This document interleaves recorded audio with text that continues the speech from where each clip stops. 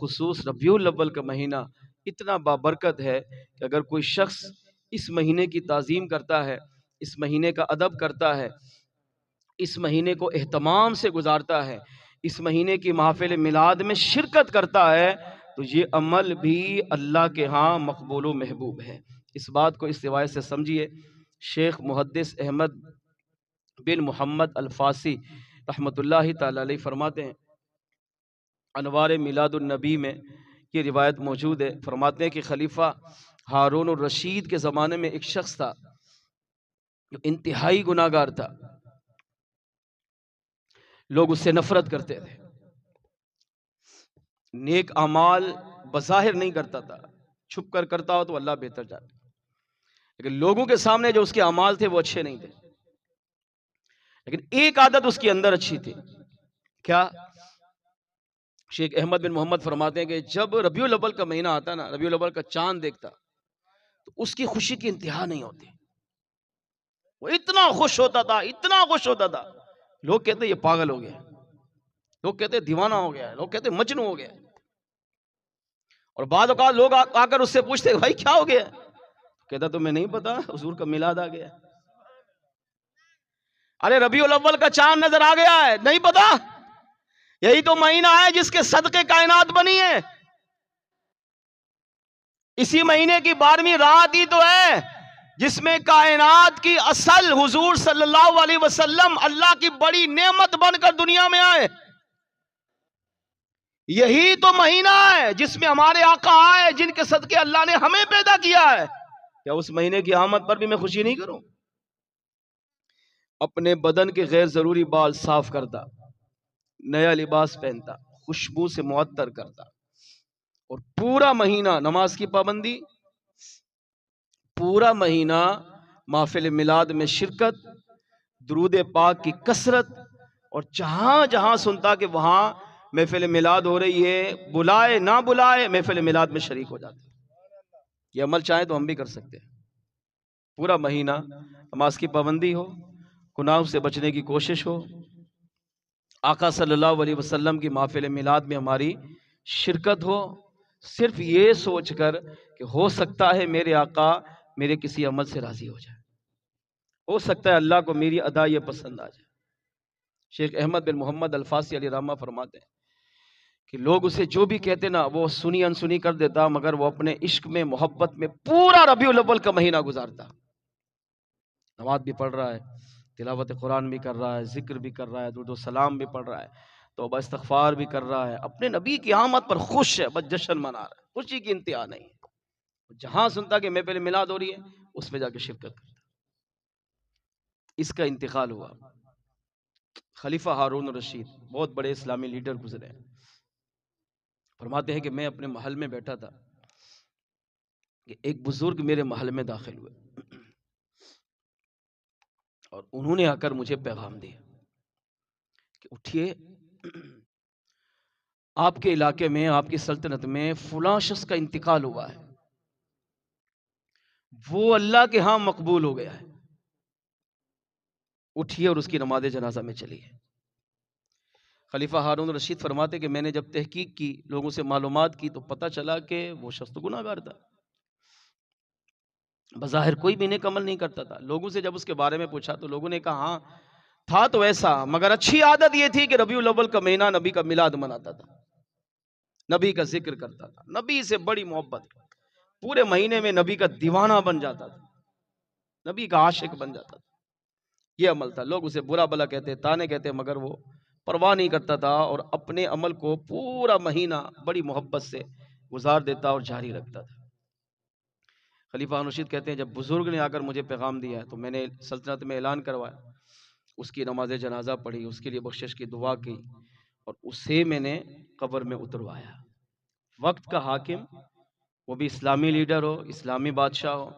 اور عام بندہ جس کو لوگ گناہ گار کہہ رہے تھے اس کی نماز جنازہ کا اعلان بھی کروائے، نماز جنازہ میں شرکت بھی کرے، کندھے پر بھی اٹھائے اور جا کر دفن بھی کرے، یہ چھوٹا عمل نہیں ہے، بہت بڑی بات ہے، بہت بڑی سعادت ہے کہ وقت کا خلیفہ، مسلمان، عاشق رسول، لیڈر ایک عام رعایا کی جنازے کے اندر آ جائے۔ المختصر احمد بن محمد الفاسی علیہ رحمہ کہتے ہیں کہ اس کا ایک دوست تھا، وہ کہتا ہے کہ میں بہت پریشان ہوا کہ میں نے کہا کہ یار اس نے آخر عمل کون سا کیا ہے کہ خلیفہ وقت اس کے لیے آیا ہے، خلیفہ ہارون رشید جیسا بندہ اس کی نماز جنازہ میں آیا ہے، اس نے آ کر اعلان کروایا، بادشاہ کے اعلان پر ہزاروں لوگ اس کی نماز جنازہ میں آئے۔ میرا دوست تھا، دوست کو جانتا ہے، اس نے کہا میں یہ سوچنے پر مجبور ہو گیا کہ آخر عمل کون سا اچھا کیا اس نے۔ تو کہتے ہیں چند دن گزرے، اسی سوچ میں روزانہ سو جاتا، ایک رات سویا، سر کی آنکھ بند ہوئی، دل کی آنکھ کھولی، خواب میں پہنچا تو دیکھا وہ ایک ہریالے باغ کی سیر کر رہا ہے۔ کون؟ وہ دیوانہ جو ربیع الاول کا مہینہ نبی کی محبت میں، نبی کی تعظیم میں، نبی کے پیار میں، نبی کی عقیدت میں، نبی کے عشق میں گزارتا، ہریالے باغ کی سیر کر رہا ہے۔ تو دوست کہتا ہے کہ میں جلدی جلدی اس کی طرف دوڑا، اس کے پاس گیا اور میں نے جا کر پوچھا فلاں کہاں؟ کہا دیکھ نہیں رہے، جنت کے باغ کی سیر کر رہا۔ میں نے کہا یہ تو بتا عمل کون سا تھا؟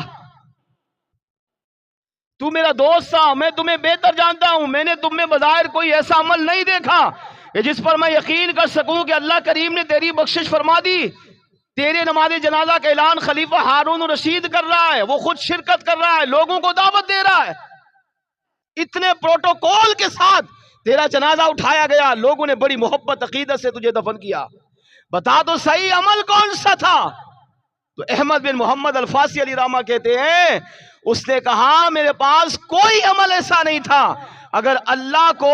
میرا کوئی عمل پسند آیا ہے تو وہ یہ ہے کہ میں ربیع الاول میں اپنے محبوب علیہ الصلوۃ والسلام سے محبت کا اظہار کرتا تھا، آقا سے تعظیم کا اظہار کرتا تھا، اپنے آقا کی آمد پر خوشی کرتا تھا، اپنی طاقت کے مطابق چراغاں کرتا تھا، اپنی طاقت کے مطابق میں حضور کا میلاد کا کھانا بنا کر لوگوں کو کھلاتا تھا، ہر محفل میلاد میں شرکت کرتا تھا، حضور کی ذات پہ سلام پڑھتا تھا۔ ربیع الاول کی تعظیم، نبی کی محبت، نبی کا پیار، نبی سے عقیدت میں یہ پورا مہینہ گزارنا اللہ کی بارگاہ میں اتنا قبول ہوا کہ اللہ نے میری بخشش بھی فرمائی اور مرنے کے بعد میری قبر کو بھی جنت کا باغ بنا دیا ہے۔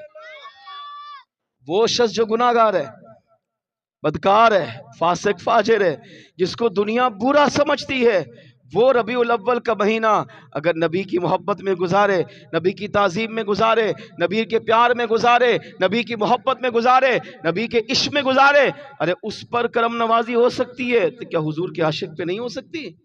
ہاں ہو سکتی ہے۔ اس 15ویں صدی میں بھی اگر حضور کا سچا عاشق، حضور سے سچا پیار کرنے والا پورے مہینے میں نماز کی پابندی کرے، اپنے آپ کو گناہوں سے بچائے، درود و سلام پڑھے، تلاوت قرآن کرے، اپنی طاقت کے مطابق ذکر و اذکار کرے، محفل میلاد سجائے بھی، منائے بھی، شرکت بھی کرے، جس طرح اس پر کرم ہوا ہے میرے کریم رب نے چاہا تو اس 15ویں صدی کے اس عاشق رسول پر بھی کرم فرمائے گا، اور اللہ اپنے محبوب کے صدقے اس کی بھی بخشش فرما کر اس کی قبر کو بھی جنت کا باغ بنا دے گا۔ اس پر کرم نوازی ہو سکتی ہے تو ہم پر نہیں ہو سکتی؟ ہو سکتی ہے۔ تو محفل میلاد کی اہمیت کو سمجھیے اور محفل میلاد کو اپنے نبی کی محبت میں، نبی کے پیار میں، نبی کی تعظیم میں گزاریے، یہ سوچ کر جائیے کہ کاش میرے آقا میرے کسی محفل میلاد کے صدقے مجھ سے راضی ہو جائے۔ آئیے مل کر اپنے نبی کو اس محفل میلاد میں پکاریے۔ وہ آتے ہیں،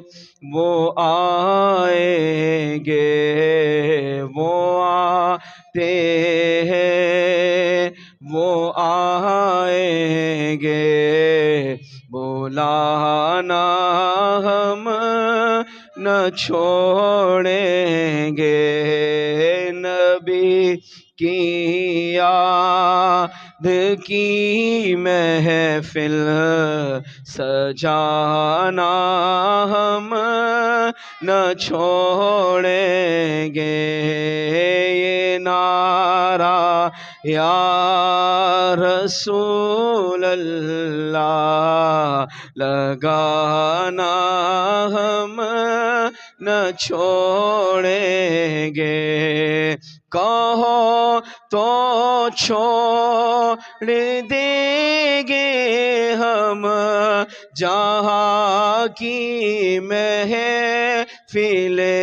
ساری، کہو تو چھوڑ دیں گے ہم جہاں کی محفل ساری،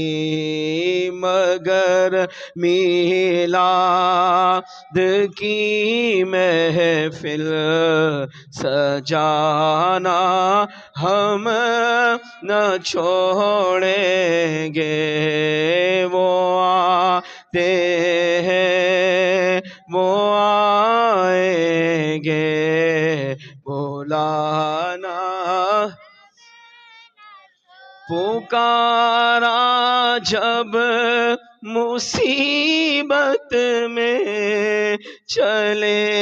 آئے میرے آقا، پکارا جب